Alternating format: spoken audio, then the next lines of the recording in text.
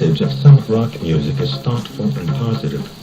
The message of many rock videos and the music, particularly heavy metal, is a negative mental program that glorifies violence and deviant behavior. A visit to your local record store to check the lyrics on the back of the albums will reveal recurring themes preoccupied with violence, rape, sadomasochism, suicide, illicit sex, drug and alcohol abuse, fascination with the occult, and in some instances, race antagonism. Backward masking, where a message is spoken or sung that intentionally means something else when played backwards, has been used in some rock music since the Beatles first used the technique. The subconscious can decode and read messages spoken or sung backwards. When played backwards, the song Miss Me Blind by Culture Club repeats the message, "Be in sin when you're not," over and over again. First, listen to the music cut played forwards.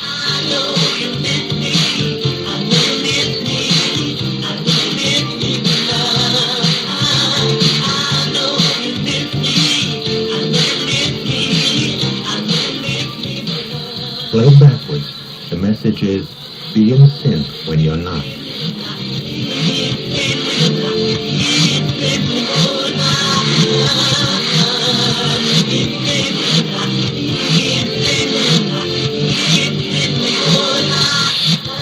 The use of backward masking may be far more extensive than anyone suspects. There are literally hundreds of examples and a disturbing proliferation of satanic messages. For example, from the album Raising Hell by Run DMC, listen to the music cut played forward.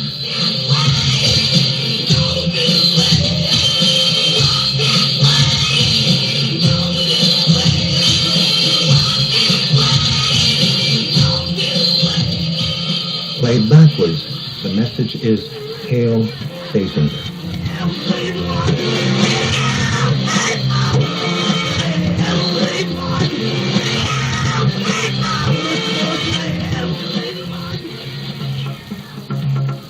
It is important to note that the lyrics of many rock songs are not clearly distinguishable consciously. When you do not hear the message clearly, you cannot make the conscious choice to accept or reject it.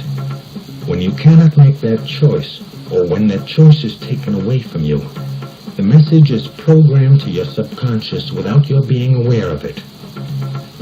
The repeating beat of the music is a distraction for the conscious mind to lock onto in order to stop conscious thinking, thus causing the hypnotic state of mind, a state of mind that is similar to daydreaming. Repetition of the message constitutes mental programming. In time, the effects of this kind of programming will appear. These effects can be physical, psychological, and emotional. No!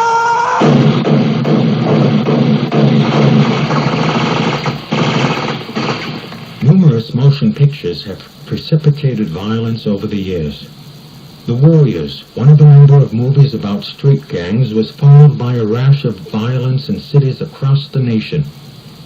Approximately 28 people died playing Russian roulette in response to seeing The Deer Hunter.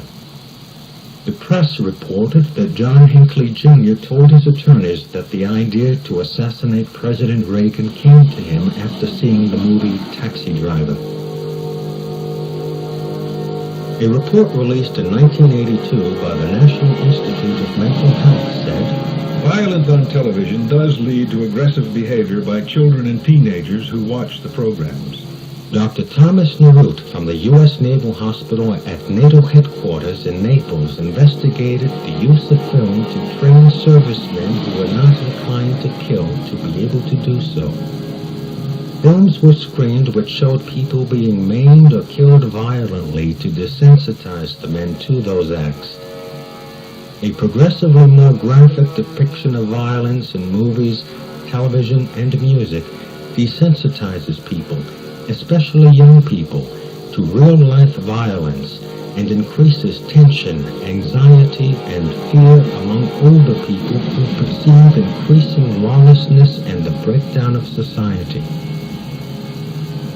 A University of Massachusetts study of crime programs on television reveals that law enforcement officers are often shown breaking and entering illegally, failing to inform suspects of their rights, terrorizing and coercing witnesses, and accepting bribes.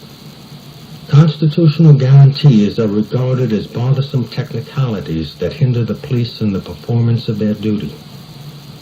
Professors Catch and Ahrens, who conducted the study, said, Police shows seem to reduce the ordinary citizen's awareness of constitutional rights and responsibilities.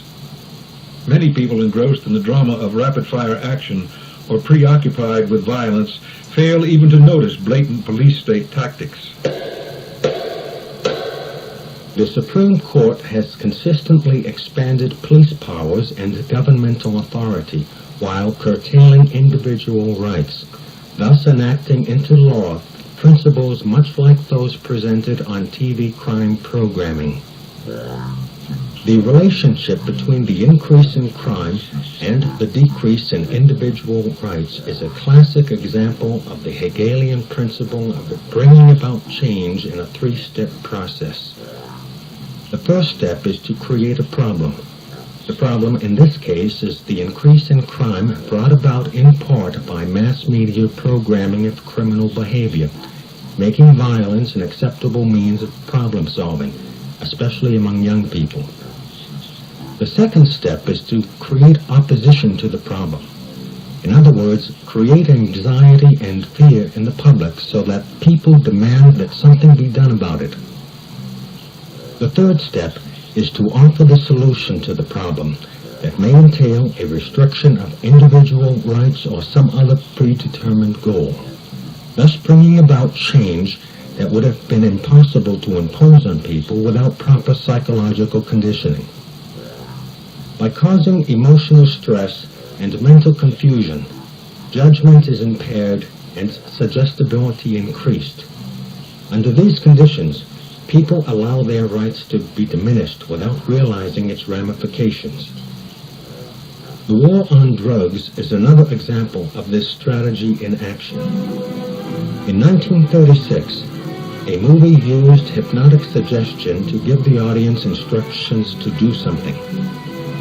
That movie was Reefer Madness. This movie used hypnotic techniques to both encourage marijuana use and promote anti-marijuana legislation.